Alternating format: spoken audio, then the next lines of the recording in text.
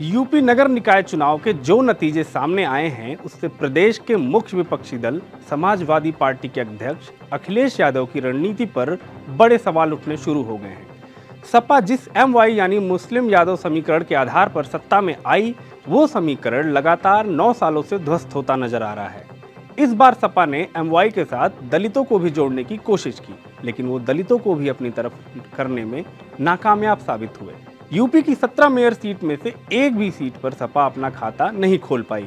ये हाल तब है जब सपा अध्यक्ष अखिलेश यादव लोकसभा चुनाव में बीजेपी को हराने के लिए तीसरे मोर्चे का गठन करने में जुटे हुए हैं और दावा करते हैं कि यूपी में बीजेपी को सिर्फ सपा रोक सकती है।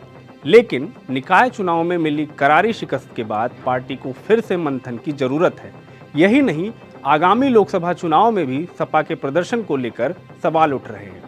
2012 के बाद से पिछले 9 सालों में अखिलेश को लगातार हार का सामना करना पड़ रहा है, फिर चाहे वो 2014 के लोकसभा चुनाव हो या 2017 और 2022 के विधानसभा चुनाव, और अब यूपी निकाय चुनाव में भी सपा की साइकिल पंक्चर हो गई। सपा के MY समीकरण का भी धरातल पर कोई असर देखने को नहीं मिल रहा है। आइए आपको बताते हैं पिछले 9 सालों में अखिलेश यादव को किस तरह हार का सामना करना पड़ा है। साल 2012 में अखिलेश यादव यूपी के मुख्यमंत्री बने थे। उस समय पार्टी की कमान उनके पिता मुलायम सिंह यादव के हाथ में थी, लेकिन अखिलेश यादव के हाथ में पार्टी कमान आने के बाद सपा को लगातार हार का सामना करना पड़ रहा है।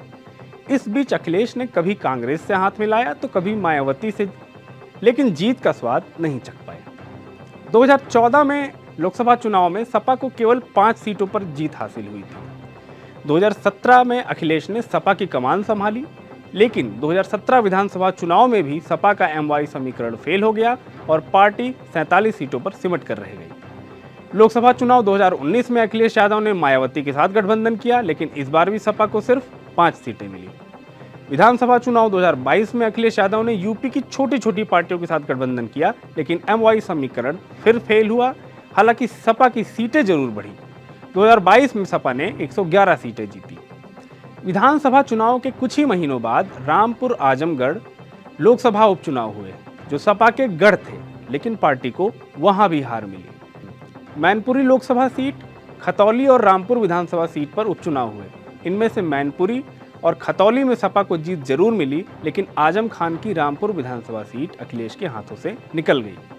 पिछले 1 दशक से समाजवादी पार्टी निगम चुनाव और पंचायत चुनाव में भी लगातार हारती आ रही है, और अब यूपी निकाय चुनाव में भी सपा बुरी तरह हार गई और अखिलेश यादव के खाते में एक और पराजय दर्ज हो गई।